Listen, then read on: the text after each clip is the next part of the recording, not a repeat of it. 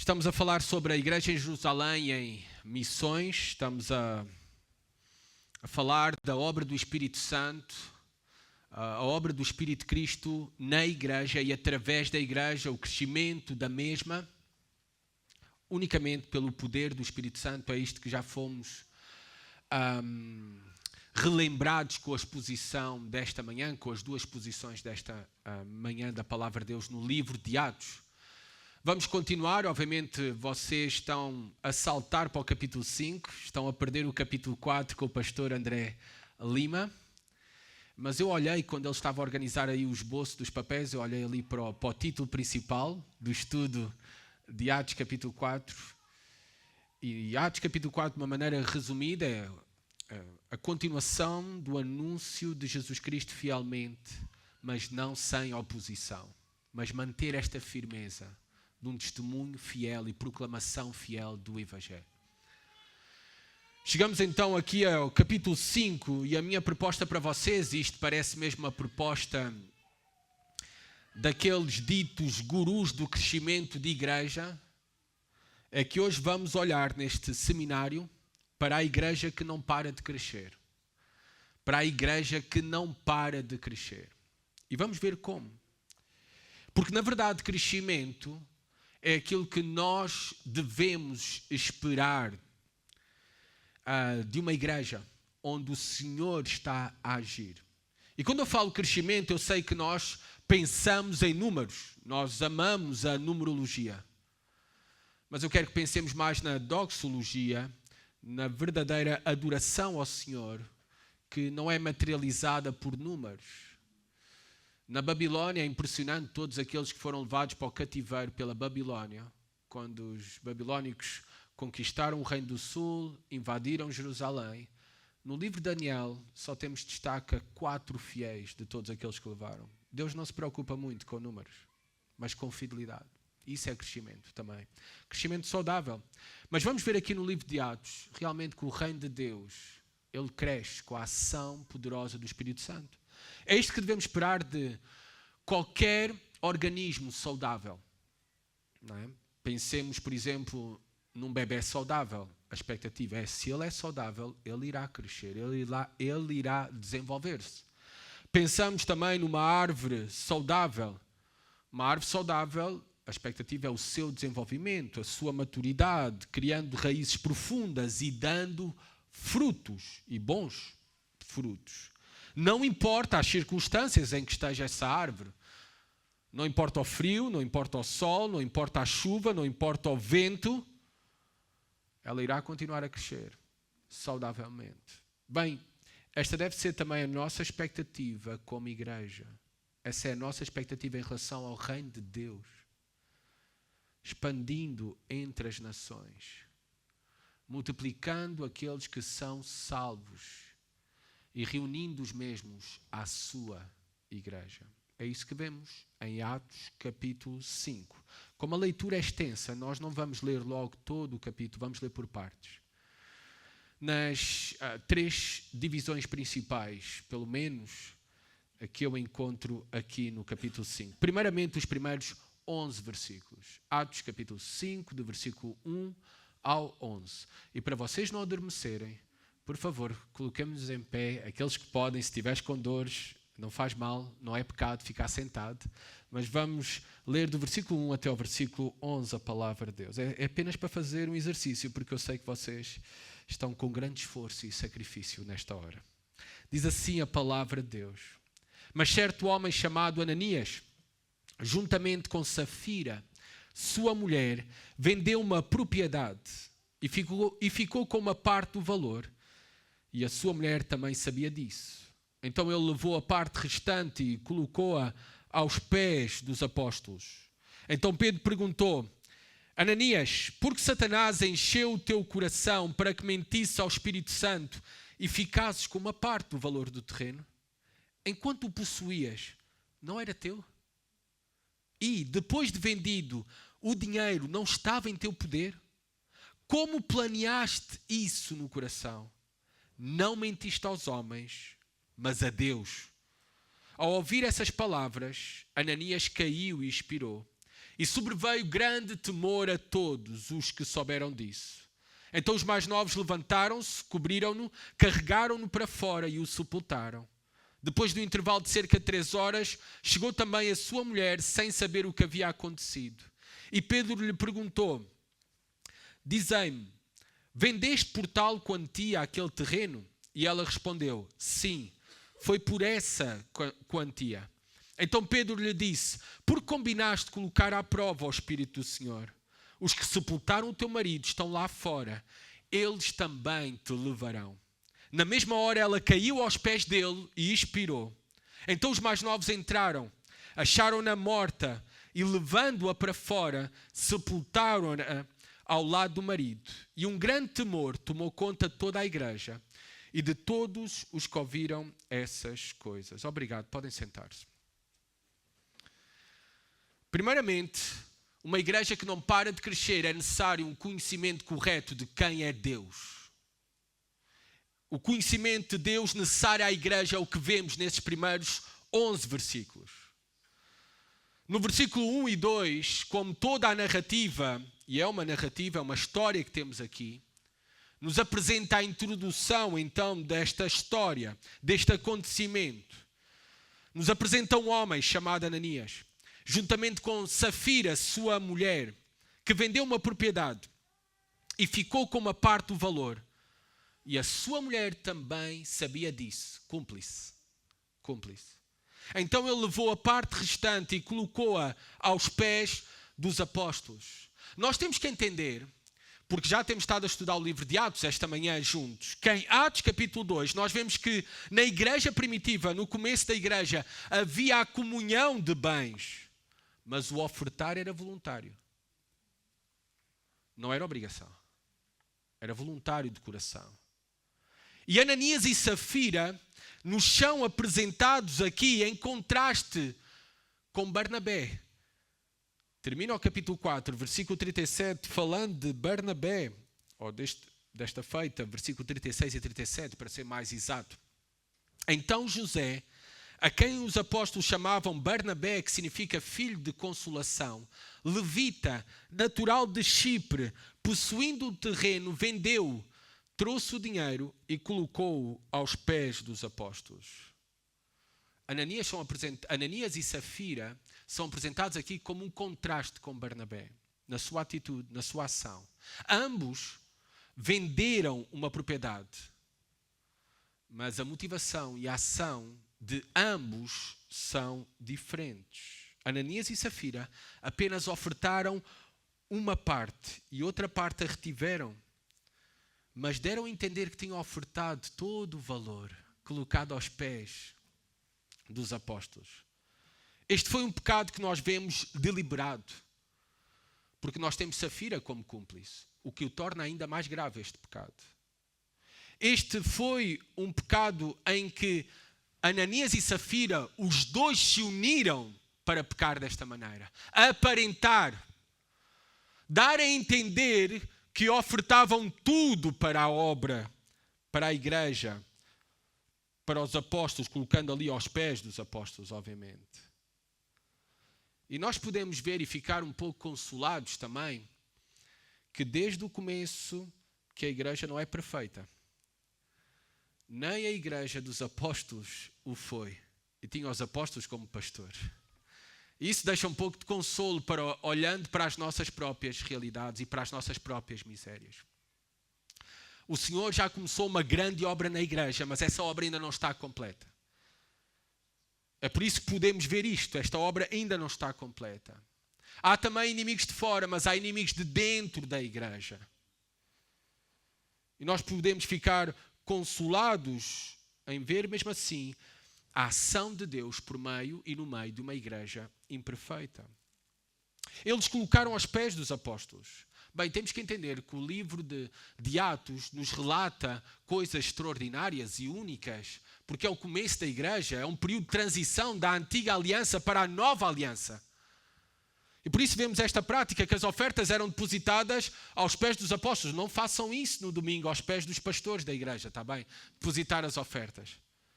Nesta era apostólica, o começo da igreja e no começo da mesma, nós vemos que os apóstolos faziam de tudo. E também até administravam, até aqui, os recursos do povo do Messias, do povo de Cristo, da igreja. Muito parecido hoje em dia às nossas igrejas pequenas, aqui no nosso contexto em Portugal. Pastores de igrejas pequenas fazem um pouco de tudo, não é? São porteiros, são jardineiros, são carteiros, estão no PowerPoint, no som, estão conduzindo o grupo coral, se não tem um irmão como o irmão Daniel, está bem, da Segunda Igreja Batista do Barreiro. Eles tocam, também pregam no culto. Um pouco como é a realidade das nossas igrejas. Nós vemos, o mais importante é aquilo que aconteceu. Já nos foi apresentada a história, já sabemos o enredo. Agora vamos ver o mais importante, do versículo 3 ao 11. O mais importante é que sobreveio grande temor a toda a igreja por meio do conhecimento correto de quem é Deus. Como é que isto sucedeu? Surpreendentemente, Lucas nos diz que no versículo 3, Pedro perguntou a Ananias, confrontou Ananias, por que Satanás encheu o teu coração? Para que mentisse ao Espírito Santo e ficasses com uma parte do valor terreno. Nós não sabemos como, mas Pedro de alguma maneira teve conhecimento. Ou algum irmão topou o que aconteceu e foi contar aos apóstolos. E Pedro, como líder dos apóstolos, assume essa confrontação. Ou recebeu por uma revelação divina, aquilo que tinha ocorrido. E confronta o pecado de Ananias. Se uma igreja não quer parar de crescer, ela tem que confrontar o pecado. É isso que faz uma igreja bíblica. É isso que fazem pastores fiéis. Eles confrontam o pecado. É isto que vemos Pedro a fazer. Produzindo na igreja e contribuindo com esta prática daquilo que podemos dizer disciplina bíblica, provocando e contribuindo para o grande temor, crescimento do grande temor de Deus na igreja. Porquê é que encheu Satanás o teu coração? Por outras palavras, Pedro está a dizer, porquê é que Satanás dominou o teu coração? Para realizares tal coisa. Nós vemos aqui que apesar da ação poderosa do Espírito Santo, isso não implica que o diabo também, Satanás, o inimigo das nossas almas, o inimigo de Deus, não esteja também atuando. Ele está ativo. Ele não deixará nunca a igreja do Senhor em paz. Ele deseja destruir a mesma, perturbar a mesma, prejudicar a mesma. E ele atua ativamente nos nossos relacionamentos. Dentro de nós. E isso é o mais perigoso. Não é tanto o que acontece fora da igreja. O mais perigoso é o que acontece dentro da igreja. Nós vemos aqui que, e eu acredito nesta atuação de Satanás, que o lugar mais ativo de Satanás é dentro da igreja. O lugar mais ativo de Satanás é dentro da igreja. E muitas vezes nós ignoramos isso. Nós ignoramos o mesmo. É por isso que devemos vigiar. É por isso que devemos orar mais. Já fomos exortados esta manhã sobre o mesmo, por isso eu vou-vos poupar de novas exortações, mas sempre é bom sermos relembrados disso mesmo. Devemos cuidarmos uns dos outros, das almas uns dos outros, vigiarmos uns aos outros, porque Ele está ativo. Nos influenciando, tentando para pecar contra Deus e para destruir a igreja. Consideremos também que, no entanto, apesar de Pedro citar Satanás, porque é que Satanás dominou o teu coração? Influenciou de tal maneira que obteve o controle. E nós podemos dizer, foi Satanás. Como uma vez eu estava num encontro com pastores. Estavam ali um grupo de pastores para confrontar um outro pastor em pecado. E ele, no meio da conversa, justificou que, vocês sabem, irmãos, Satanás. Não é? Calma, Pedro não termina aqui. Reparem que a responsabilidade pelos nossos pecados não é Satanás. Reparem o que diz Pedro, para que tu mentisses ao Espírito Santo. Para que mentisses ao Espírito Santo. responsabilidade do pecado é do homem, é do coração do homem. E nós vemos aqui que o nosso pecado, primeiramente, não é contra os pastores. O pecado de Ananias e Safira não foi contra os apóstolos. Nem toma isto pessoal, Pedro. É contra o Senhor. E também tudo aquilo que nós fazemos é primariamente para o Senhor. Pensamos nestes dois lados da moeda. Quando pecamos, pecamos primeiramente contra o Senhor. Mas também o outro lado da moeda. Tudo aquilo que nós fazemos na missão é primeiramente para o Senhor. Esse é o foco, esse é o objetivo, essa é a nossa motivação, que determina a nossa ação em todas as coisas. O fazemos para o Senhor. As nossas ofertas devem ser dadas como se fosse para o Senhor.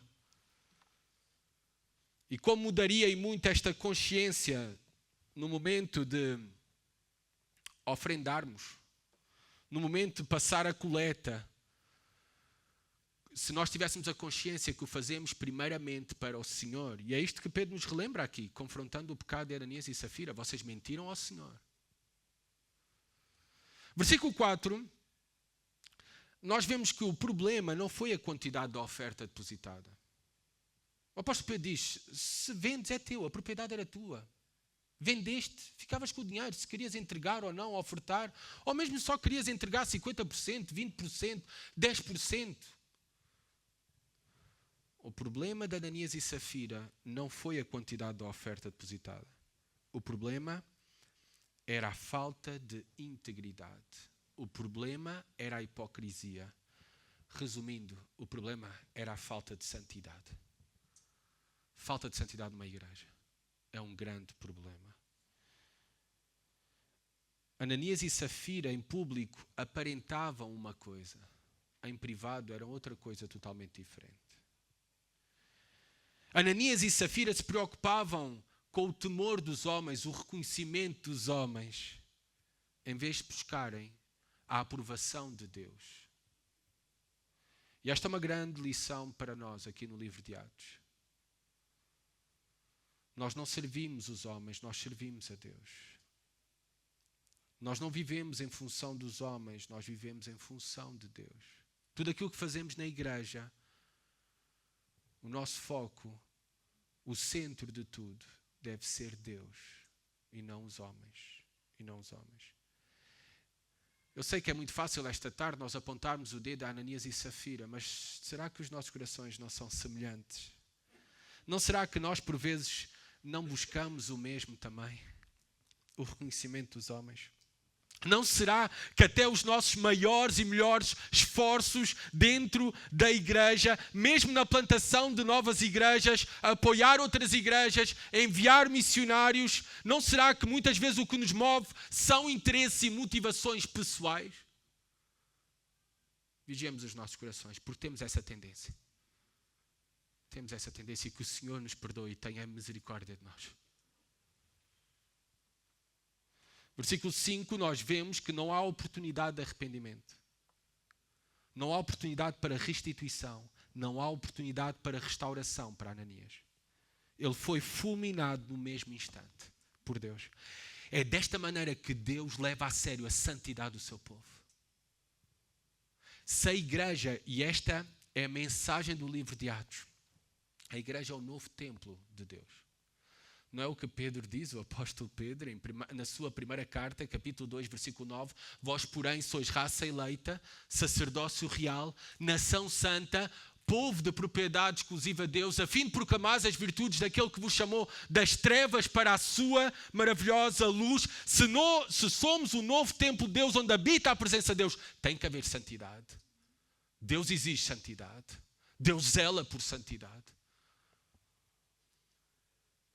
É por isso que o pecado foi tratado desta maneira. É certo, e graças a Deus pelo mesmo, que nem sempre Deus vai atuar assim para com todos. Glória a Deus por isso. É a graça, é a sua graça e a misericórdia. Mas não pensemos que estamos numa situação mais confortável que Ananias e Safira. Porque nós sabemos que todos os homens terão que comparecer diante de Deus, diante de Cristo, para serem julgados pelo bem ou mal que fizeram. Nós sabemos que todos os homens terão que comparecer diante do grande juiz. E sabemos que naquele dia, se não formos fulminados, sabemos que a única razão é pela graça, a riqueza da graça que nós recebemos por meio de Jesus Cristo.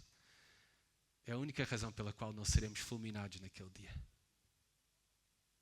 E receberemos também, se o Senhor permitir, pela nossa fidelidade como igreja. Se recebermos recompensas, nós também sabemos que iremos receber unicamente pela graça, o poder de Deus em ação através de nós, em nós e através de nós. O poder de Cristo. Sem mim nada podeis fazer. O que é que resultou isto? Sobreveio, diz o texto, versículo 5, grande temor a todos os que souberam disso, depois da morte de Ananias. Grande temor. O julgamento deve começar pela casa de Deus. Essas palavras devem nos fazer temer. A santidade é uma condição inegociável para Deus. Uma igreja que não irá parar de crescer tem de ser necessariamente uma igreja santa. Uma igreja santa. No versículo seguinte, nós sabemos que levaram o corpo, os mais novos, levaram, cobriram, carregaram para fora e sepultaram o corpo de Ananias. E passado 3 horas chegou a sua mulher, sem saber aquilo que havia acontecido. E Pedro lhe confrontou da mesma maneira, ainda que parece que lhe dá uma oportunidade de arrependimento. Pedro lhe perguntou, dize-me, vendeste por tal quantia aquele terreno? E ela respondeu, sim, foi por essa quantia. Uma oportunidade de arrependimento sem sucesso. Sem arrependimento. Tal é a dureza do coração. E reparem, versículo 9, Pedro lhe disse, por combinaste colocar à prova ao Espírito do Senhor, os que sepultaram o teu marido estão lá fora. Eles também te levarão. Esta palavra colocar à prova é a mesma palavra para tentação ou provação que nós temos nas Escrituras. Aqui é usada no sentido de desafiar e afrontar a Deus. Como é que tu não temeste o Senhor em afrontar a Deus? E parece que hoje em dia, muitos dentro das nossas igrejas não temem o Senhor e se comportam piores que os diabos. Ou neste caso, que os demónios, era o que eu queria dizer. Porque os demónios, diz Tiago, eles temem e tremem. Temem e tremem. E parece que falta tanto temor ao Senhor, tanta falta de reverência no culto.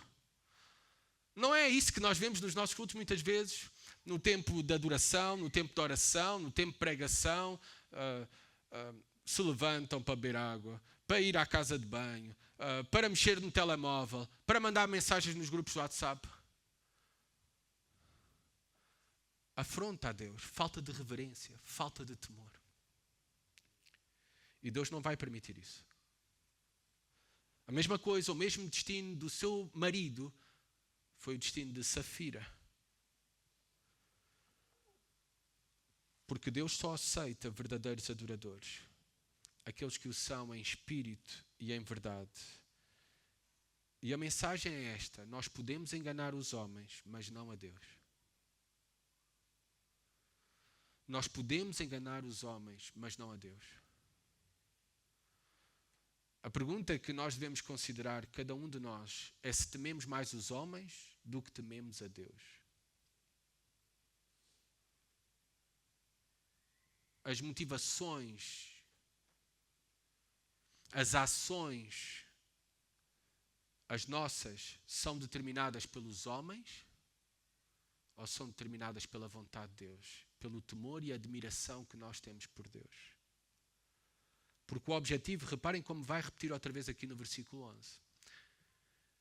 O objetivo é crescermos no conhecimento correto de Deus e isso produzir grande temor nas nossas almas, nas nossas igrejas. Versículo 11. E um grande temor tomou conta de toda a igreja e de todos os que ouviram essas coisas. A palavra igreja aparece aqui pela primeira vez no texto grego, no livro de Atos. A igreja é apresentada aqui como o novo povo de Deus, como a nova nação santa, como o novo templo de Deus. E se nós realmente queremos dar esse testemunho, que pertencemos a Deus, que somos de Cristo, tudo começa primeiramente com temermos a Deus, com a nossa vida de santidade e com uma igreja santa. É nisso que necessitamos de crescer. E quem conhece a Deus, necessariamente irá crescer no temor a Deus. É por isso que nós necessitamos, nas nossas igrejas, na exposição da palavra, na plantação de novas igrejas, nós precisamos apontar mais para Cristo, falar mais sobre Deus, fazer o povo de Deus contemplar quem é Deus, para que assim todos nós, como igreja, possamos crescer no temor a Deus.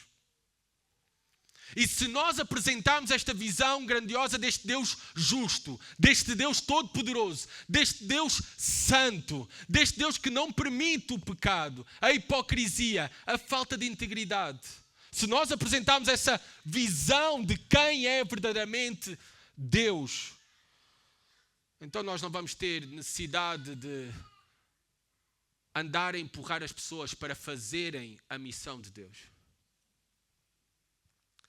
Nós não iremos ter necessidade de andar a falar repetidamente sobre ofertas para o campo missionário e para a plantação de novas igrejas. Se nós dermos a conhecer e crescermos no conhecimento de quem Deus é verdadeiramente, nós iremos temer mais a Deus. E esse temor a Deus é esta admiração por Deus. Esta admiração que nos leva a uma verdadeira adoração.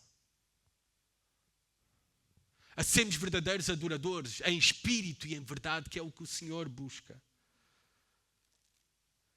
E porquê é que a santidade, pensem comigo, é tão importante para a igreja? Desde o início, Deus prova o mesmo no livro de Atos, conforme nós estamos a ver aqui. Porquê é que a santidade é tão importante e devemos dar grande importância à mesma? Porque Deus não aceita menos e não merece menos. Porque a santidade no nosso meio é de edificação, é por meio da igreja, dos encontros da igreja, da comunhão da igreja, que nós somos santificados. Nós somos estimulados ao amor, à prática de boas obras. Que nós somos exortados, ensinados, admoestados. É por isso que a santidade é tão importante. Porque ela é importante para o crescimento da igreja. E uma igreja, para não parar de crescer, ela necessita crescer no conhecimento de quem é Deus. Para crescer no temor de Deus. E para assim ela ser uma igreja santa. E cada vez mais santificada à semelhança de Jesus Cristo. E porquê é que a santidade é tão importante? Mais uma razão eu vos quero dar. Porque o melhor método de evangelização é a santificação de uma igreja. O melhor método de evangelização é a santificação de uma igreja. É uma igreja santa que irá dar testemunho fiel e digno de quem é Jesus Cristo e da sua obra. É uma igreja santa que irá atrair para Jesus Cristo. É uma igreja santa que será verdadeiramente relevante. É a santidade de uma igreja que a torna relevante. Por isso é que a santidade é tão importante. O melhor método para a evangelização é a santidade de uma igreja. E mais, nós vemos no livro de Atos, aqui no capítulo 5, versículo 12 a 16. Depois olhamos para o conhecimento de Deus que leva a este temor e à santidade da igreja e a importância do mesmo para o cumprimento da missão e é o melhor método de evangelização para dar testemunho de quem é Cristo e apontar para a obra de Jesus Cristo, para o poder do Evangelho. Nós vemos também aqui no versículo 12 a 16 que irá resultar na manifestação do poder de Deus para o crescimento da igreja. Versículo 12 a 16. Muitos sinais e feitos extraordinários eram realizados entre o povo por meio dos apóstolos e eles permaneciam juntos no pórtico de Salomão. E embora o povo os admirasse muito, ninguém mais tinha coragem de juntar-se a eles. Cada vez mais agregava-se ao Senhor grande número de crentes, tanto homens como mulheres, a ponto de os doentes serem levados para as ruas e colocados em leitos e macas, para que quando Pedro passasse, ao menos a sua sombra se projetasse sobre alguns deles. Também das cidades ao redor ia muita gente para Jerusalém, levando doentes e atormentados por espíritos impuros, e todos eram curados. Aqui vemos a manifestação do poder de Deus. E vemos que essa manifestação do poder de Deus, resultado também deste, juntamente com o crescimento do temor de Deus, porque a manifestação do poder de Deus permite conhecer melhor quem é Deus, isso permite crescer no temor a Deus, e isso cria um impacto que é uma igreja que não irá parar de crescer. O crescimento da igreja aqui retratado. Muitos sinais e feitos extraordinários eram realizados entre o povo. O mesmo era realizado pelos apóstolos, diz aqui, não por toda a igreja. Por isso, não todos têm os mesmos dons espirituais dentro da igreja.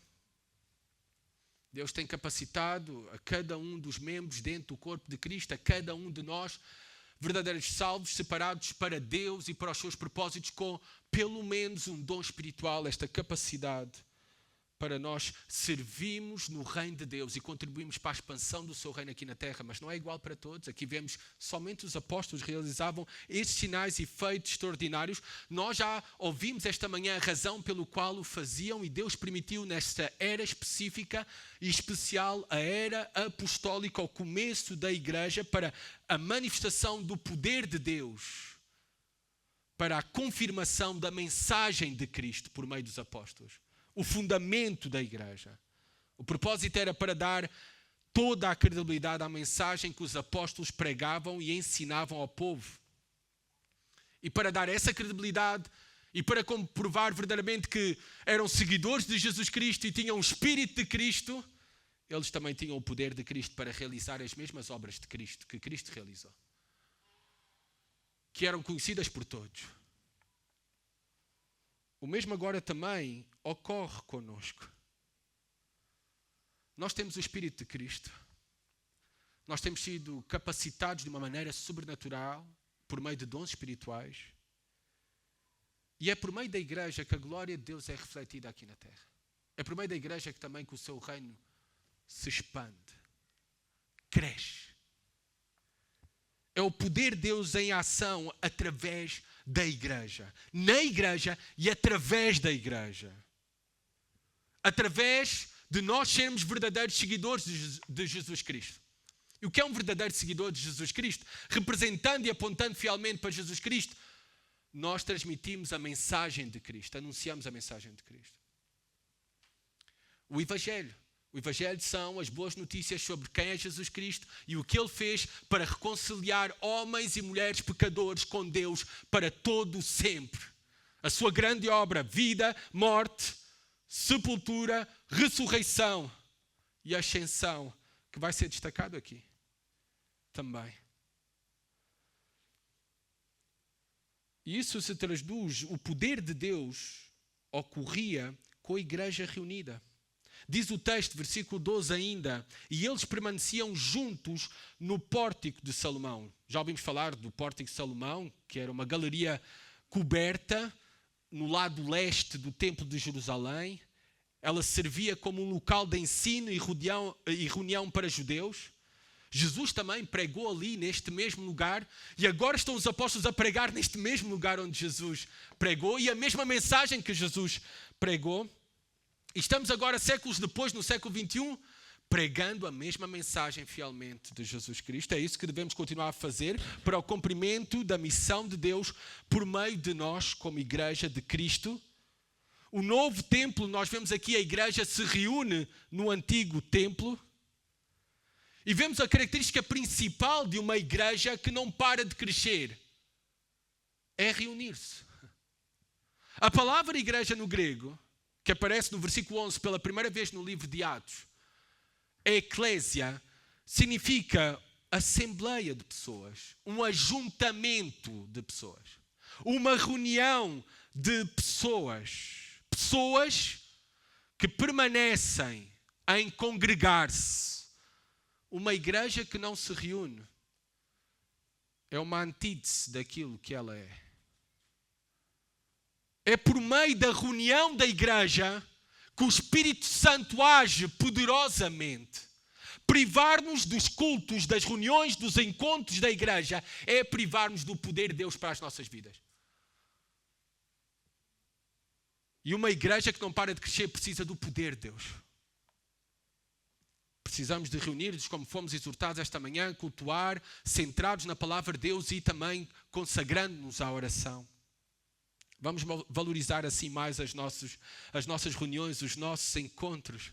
E façamos também os nossos irmãos valorizarem mais o mesmo e não negligenciarem a reunião uns com os outros.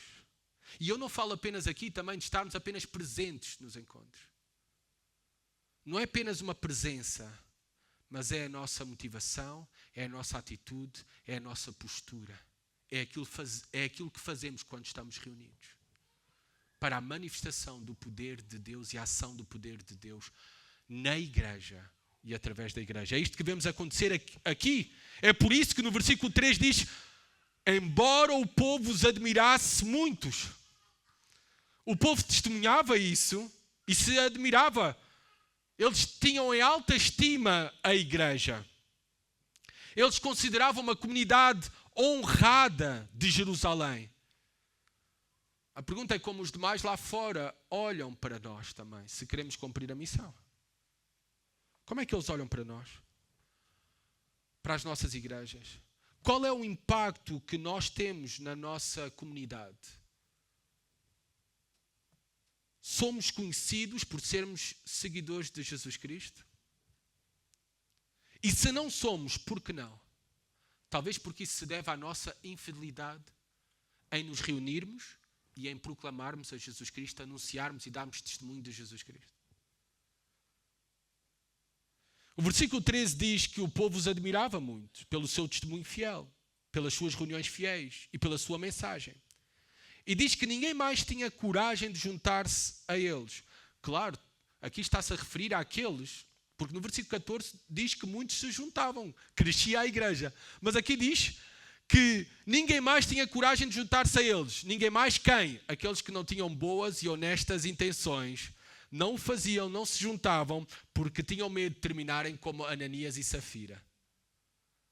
Reparem como o conhecimento de Deus, uma igreja santa, ela é poderosa também e é o melhor método de evangelização para ser um filtro das verdadeiras conversões. É um filtro. A pior coisa que nós podemos fazer como igreja é querer um crescimento a qualquer custo. Nós devemos cuidar da membresia da igreja se queremos ser uma igreja que não para de crescer. Nós devemos ser edificados como igreja no temor de Deus e conduzir esta igreja nesse temor de Deus, nesta santidade que Deus exige e leva tão a sério. Para entrar na igreja, na comunidade dos santos, não é para qualquer um e não é de qualquer maneira. É o maior mal que existe hoje em dia, o que tem causado um grande dano à missão de Deus, ao testemunho do Evangelho. É as nossas igrejas estarem cheios de convencidos e não convertidos. O pastor Mark Dever, muito conhecido por vocês pelo Ministério 9 Marcas, ele diz o seguinte, tem uma frase no processo de membresia da sua igreja: portas abertas para sair. Quem quer sair, as portas estão abertas. Portas fechadas para entrar. Na membresia. Não é de qualquer maneira.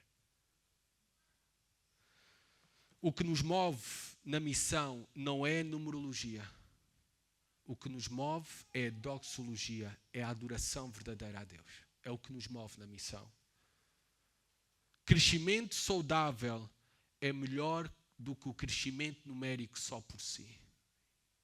Sejamos fiéis à mensagem de Jesus Cristo. Custe o que custar, mesmo até que as nossas igrejas permaneçam pequenas para sempre. Porque o que nos move não é numerologia. O que nos move é a doxologia a Deus. Olhem o resultado de uma igreja santa, de uma igreja que cresceu no temor de Deus. Numa igreja que se reunia e numa igreja que pregava fielmente o Evangelho. Versículo 14. E crescia mais e mais. Cada vez mais agregava-se ao Senhor grande número de crentes, tanto homens como mulheres. Estudiosos bíblicos chegam a afirmar que o número aqui já deveria ser de 10.000 salvos. Nós vimos ao início desta manhã que a igreja começou com um grupo de 120, uma congregação de 120. Agora já eram 10.000 salvos. Uma igreja que não para de crescer. Nos métodos de Deus, na mensagem de Deus. Não para de crescer. Lucas aqui até já deixou de contar, não é? Ele só diz, antes tinha contado 3.000. Agora já diz só, cresce mais e mais. Cada vez agregava-se ao Senhor grande número de crentes. Eis o resultado de uma igreja que se reúne fielmente, que cresce no temor de Deus, em santidade, e em que o Espírito Santo age por meio do ordinário, a pregação da palavra, o batismo, a ceia do Senhor, a disciplina bíblica. E também age por meio do extraordinário nesta igreja, milagres, curas. Até vemos alguém, não é? Com a sombra de Pedro. Eram curados, não é? Quando Pedro, versículo 15, passasse, ao menos a sua sombra se projetasse sobre alguns deles. Quando o Hunter estava a falar de alguém que foi curado e tudo, eu pensei que foi a sombra do Hunter, não é? Que passou e que o curou. Todos, o texto termina aqui esta secção do crescimento da igreja. Todos eram curados. Todos eram curados. Isto é acontecimentos extraordinários, sinais extraordinários, numa época extraordinária, a época da era apostólica, mas aplicando para a nossa realidade como igreja, a igreja é um hospital para todas as almas. Todos aqueles eram curados, que vinham até aos apóstolos, até à congregação dos santos. E por isso nós devemos ser todos aqueles que chegam até nós. Nós devemos ser como um hospital para receber, para lhes apresentar o único remédio para as suas almas, para a cura das suas almas, que é o Evangelho de Jesus Cristo. Capítulo 5, versículo 17 a 42. Vamos ler outra vez e como já estou a ver alguns a dormirem, vamos colocar-nos de pé, por favor, para ler agora 17 ao 42 e terminamos com a ajuda do Senhor. Vemos então o conhecimento necessário, o conhecimento de Deus necessário à igreja, nós já vimos. Vemos como resultado o crescimento da igreja nos métodos ordinários e nas ações extraordinárias de Deus, na igreja e através da igreja. E vemos que tudo isto resulta no cumprimento da comissão que foi dada à igreja de maneira fiel. Versículo 17 a 42 diz assim a palavra de Deus. Então o sumo sacerdote e todos os que estavam com ele, isto é, o grupo dos saduceus, se levantaram e tomados de inveja, prenderam os apóstolos e os colocaram na prisão pública. Mas de noite um anjo do Senhor abriu as portas do cárcere e tirando-os para fora disse, ide, apresentai-vos no templo e anunciai ao povo todas as palavras desta vida.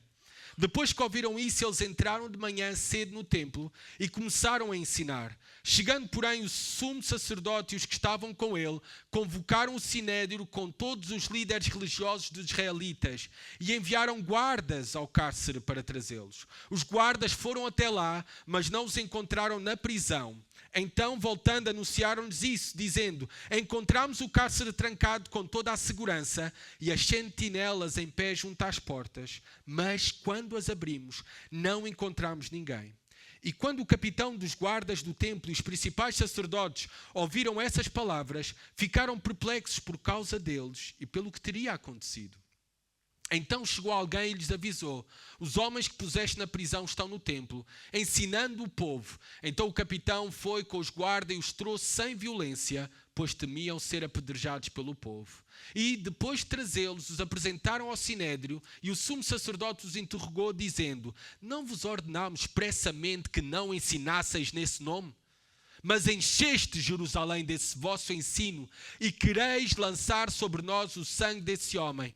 Respondendo Pedro e os apóstolos disseram: é mais importante obedecer a Deus que aos homens. O Deus de nossos pais ressuscitou Jesus, a quem vós matastes, pendurando-o no madeiro. Sim, Deus com a sua destra o elevou a príncipe e salvador, para conceder a Israel o arrependimento e o perdão de pecados. E nós somos testemunhas dessas coisas, e também o Espírito Santo que Deus concedeu aos que lhe obedecem. Ouvindo isso, eles se enfureceram e queriam matá-los. Então certo fariseu chamado Gamaliel, doutor da lei, respeitado por todo o povo, levantou-se no sinédrio e mandou que aqueles homens saíssem por um momento. E prosseguiu: homens israelitas, tende cuidado com o que estáis para fazer a estes homens. Porque há algum tempo surgiu Teudas, dizendo ser alguém. A ele se juntaram uns 400 homens, mas ele foi morto, e todos os que lhe obedeciam foram dispersos e reduzidos a nada. Depois dele, nos dias do recenseamento, surgiu Judas, o Galileu, e desencaminhou muitos que o seguiram, mas ele também morreu, e todos os que lhe obedeciam foram dispersos. Agora vos digo: afastai-vos destes homens e deixai-os livres, pois se este projeto ou esta obra for dos homens, se desfará. Mas se é de Deus, não podereis derrotá-los, para que não sejais achados combatendo contra Deus. Então concordaram com ele e, chamando os apóstolos, aplicaram-lhes chicotadas e ordenaram que não falassem em nome de Jesus. Então os soltaram. E eles retiraram-se diante do sinédrio, alegres por terem sido julgados dignos de sofrer afronta por causa do nome de Jesus. E todos os dias, no templo e de casa em casa, não cessavam de ensinar e de anunciar Jesus, o Cristo. Podem sentar-se. Vamos ver rapidamente várias coisas, porque o tempo corre. Reparem aqui o cumprimento da comissão da igreja. É isto que faz uma igreja crescer. Uma igreja que não para de crescer. Ela tem o conhecimento correto de Deus. Ela tem a manifestação do poder de Deus pelos meios ordinários e extraordinários. E ela está a cumprir a grande comissão fielmente de fazer discípulos, de anunciar a Jesus Cristo, o Evangelho. E nós vemos que os resultados dessa fidelidade da igreja, primeiramente, foi a inveja dos homens, versículo 17. A inveja dos homens. Os líderes religiosos, nós temos aqui, os líderes religiosos no versículo 17, o sumo sacerdote e todos os que estavam com ele, ou seja, o grupo dos saduceus, aqueles que compunham maioritariamente o sinédrio, tomados de inveja, queriam cancelar os apóstolos, a igreja, e colocaram os apóstolos em prisão.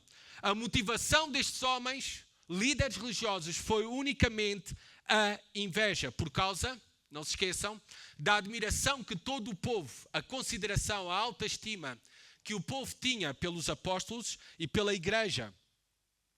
Aqueles que eram da linhagem de Arão, sumo sacerdote, aqueles que se achavam os donos do lugar mais sagrado à face da terra, o antigo templo.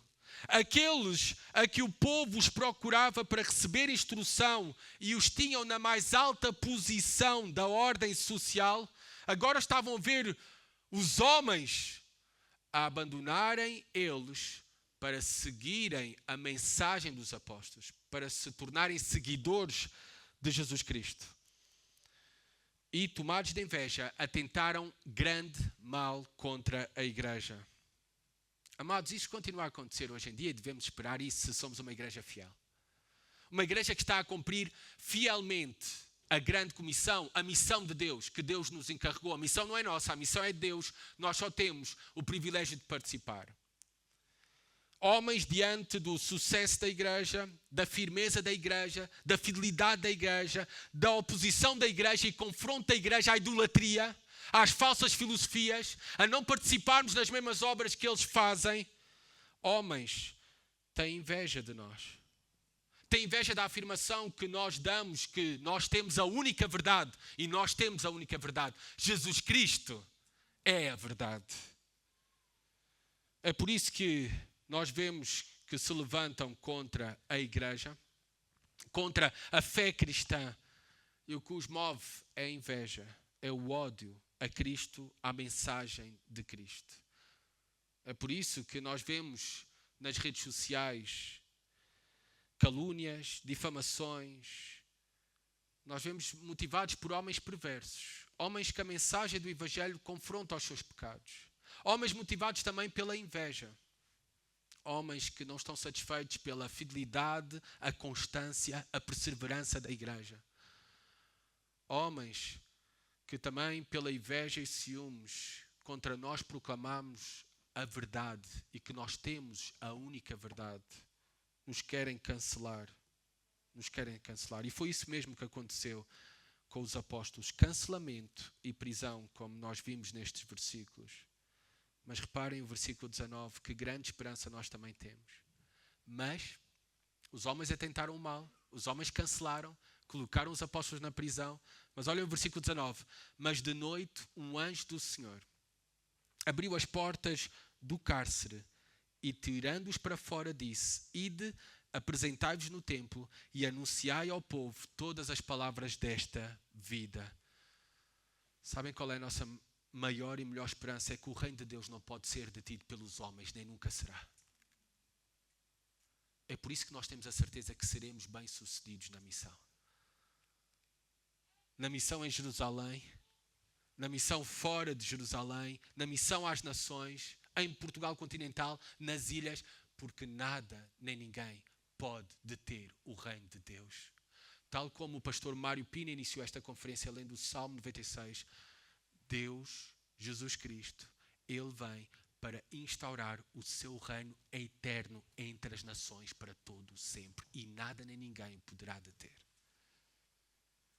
E reparem como aqui, versículo 20, é repetido a grande comissão, tão semelhante às últimas palavras de Jesus Cristo. Esse anjo que significa, não é? Anjo mensageiro de Deus.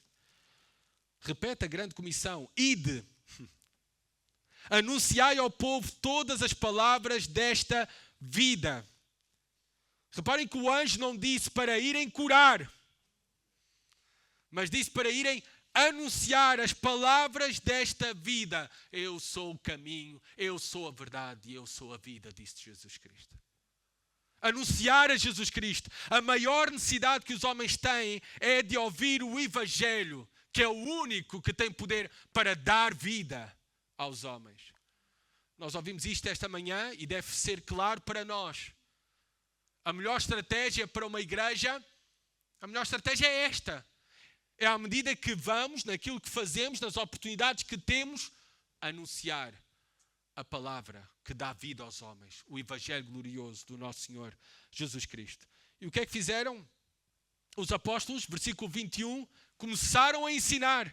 O ministério principal da igreja é o ministério da palavra, da proclamação do Evangelho.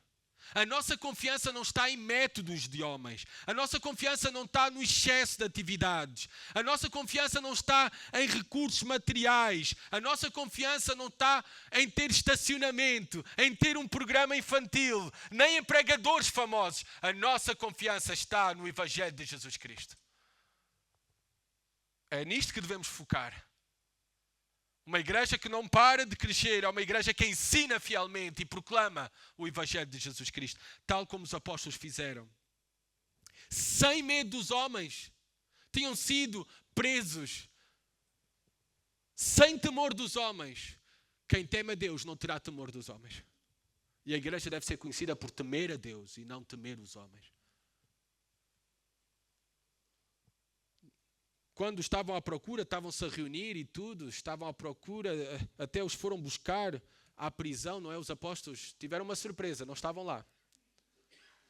Isto já era por si outro sinal extraordinário para aqueles líderes religiosos.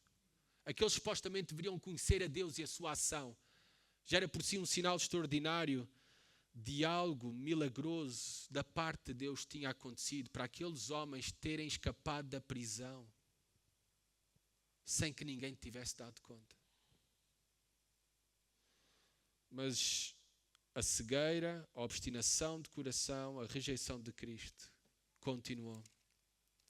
E versículo 25, alguém avisou então que os homens que puseram na prisão estavam de volta ao templo, ao mesmo lugar. E não só estavam de volta ao mesmo lugar, não é só uma questão de nos reunirmos no mesmo lugar, é proclamar a mesma mensagem. Qual foi o testemunho que deram? Ensinando o povo. Em muitas igrejas hoje querem o destaque nas reuniões de cura, nas reuniões de libertação de demónios, nas reuniões de prometer prosperidade, a bênção do Senhor sobre o teu trabalho, a cura do cancro e tudo. O destaque dos apóstolos e do seu ministério estava no seu ensino, na sua mensagem. E as nossas igrejas devem ter como destaque o ensino fiel da mensagem de Cristo. Versículo 27 a 28, eles trouxeram de volta, com temor daquilo que o povo lhes podiam fazer, trouxeram educadamente de volta para o interrogatório os apóstolos e os confrontaram no versículo 27 e 28. Não vos ordenámos expressamente que não ensinasseis nesse nome, o nome de Cristo. Mas encheste Jerusalém desse vosso ensino e quereis lançar sobre nós o sangue desse homem. Reparem como a mensagem do Evangelho fiel de uma igreja irá confrontar o pecado. Irá ofender os homens. E não nos devemos preocupar com isso, porque eles passam toda a vida ofendendo a Deus. O problema dos homens não é connosco, mas sim com Deus. O problema dos homens não é aquilo que temos a dizer aos homens, é a mensagem de Deus para eles. O problema dos homens que se opõem ao Evangelho é o confronto que a mensagem do Evangelho produz.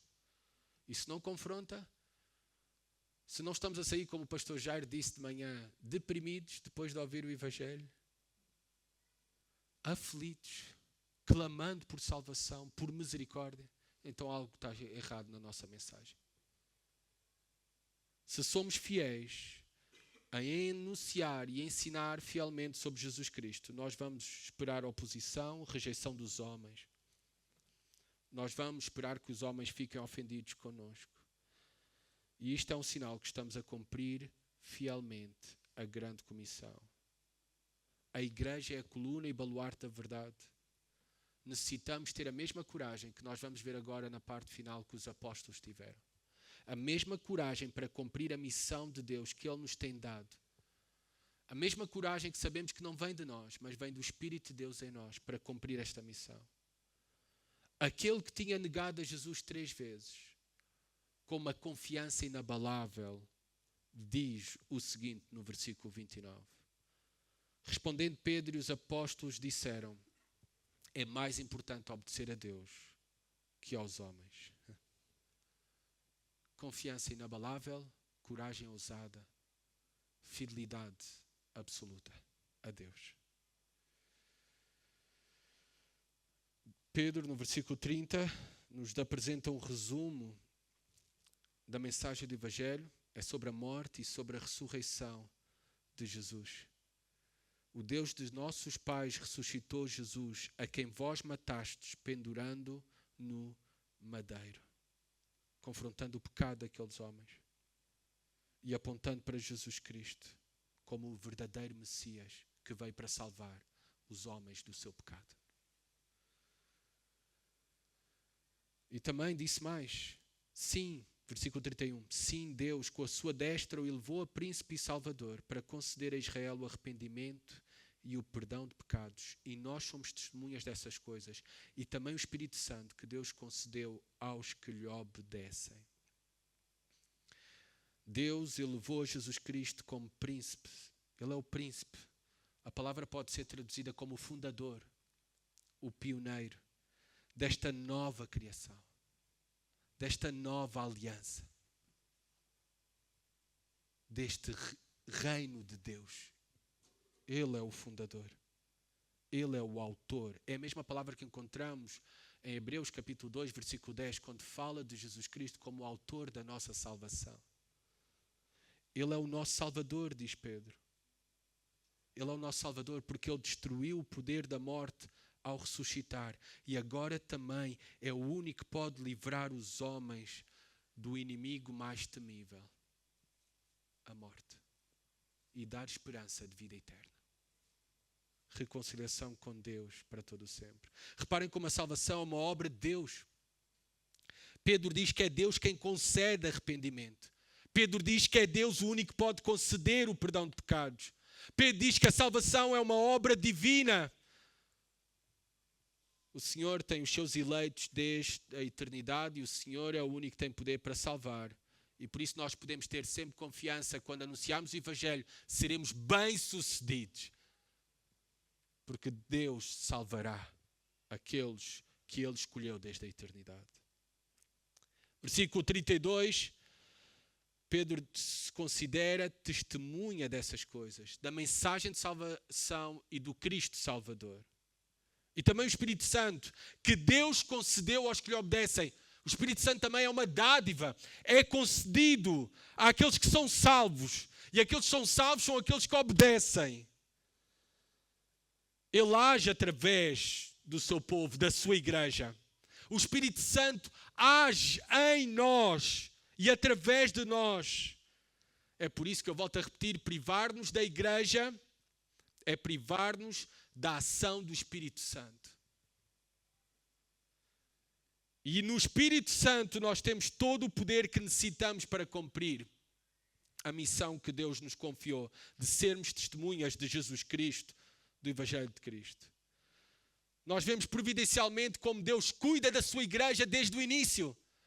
Usou alguém improvável, Gamaliel, este mestre, este rabi famoso, que foi mestre, professor de Saulo, que depois se veio a tornar Paulo, e usou aqui para preservar a vida dos apóstolos, na providência do Senhor. Porque eles queriam matá-los, o Sinédrio. Queriam matá-los. Devemos esperar que o mundo odeia a verdade, o mundo odeia o Evangelho e o mundo odeia por extensão a nós, que somos arautos fiéis do mesmo. Gamaliel disse esta frase marcante, versículo 38 e 39, já estamos a terminar. Afastai-vos desses homens e deixai-os livres, pois se este projeto ou esta obra for dos homens, se desfará. Mas se é de Deus, não podereis derrotá-los, para que não sejais achados combatendo contra Deus. No primeiro versículo 38 ele está errado. No versículo 39 ele está certo. No versículo 38 ele está errado, porque há obras de homens, como por exemplo o islamismo, que continua durante séculos. E é de homens, não vem de Deus. No versículo 39 ele está certo, na sua afirmação, Gamaliel. Mas se é de Deus esta obra, não podereis derrotá-los, para que não sejais achados combatendo contra Deus. Jesus Cristo prometeu edificar a sua igreja. E nada nem ninguém poderá deter isso. Que promessa maravilhosa que nós temos. E Gamaliel era consciente do mesmo. Se é obra de Deus, ninguém pode deter. E a igreja é a maravilhosa obra de Deus, por meio de Jesus Cristo, e ninguém pode deter. Por isso é uma igreja que não irá parar de crescer. O reino de Deus se expandindo não irá parar, porque ninguém pode deter o reino de Deus. Versículo 41. As vidas foram poupadas, mas não o sofrimento. O que é que aconteceu a eles? Foram açoitados. No versículo 40 diz isso. Sofreram chicotadas. Mas qual foi a resposta deles? E eles retiraram-se de diante do Sinédrio, alegres por terem sido julgados dignos de sofrer afronta por causa do nome de Jesus. Tenhamos também nós como maior privilégio, glória, aquilo que para o mundo é uma vergonha, sofrer para Cristo, para nós é o maior privilégio e a maior glória pertencermos a Ele para todo o sempre e o representarmos fielmente aqui na terra. Saibamos também que assim foi para Jesus Cristo, assim foi para os apóstolos e assim também será para nós como igreja. Primeiro a cruz, depois a glória. Primeiro os açoites, depois a glória. O texto é interessante, no versículo 41, diz, dignos de sofrer, se consideravam dignos de sofrer por causa do nome de Jesus. No texto grego diz, por causa do amor ao nome de Jesus. O amor ao nome é o que nos move para o cumprimento da missão. O amor ao nome de Jesus, ao nosso maravilhoso Salvador, que nos salvou pela sua graça, misericórdia, bondade. É o amor que foi derramado em nós, que agora é o nosso motor para continuarmos a missão fielmente, independentemente da oposição e perseguição, independentemente do que aconteça. Eles não se amedrontaram. Nós vemos que termina o versículo 42 dizendo, e todos os dias lhes tinham dito, não falem mais no nome. Eles todos os dias, podiam até só fazer uma vez por semana, não. Todos os dias, no templo e de casa em casa, não cessavam de ensinar e de anunciar Jesus, o Cristo. Este é o exemplo, irmãos, que nós devemos seguir como igreja. Nós devemos buscar ser corajosos, continuarmos fiéis, deixando as consequências da nossa fidelidade nas mãos de Deus.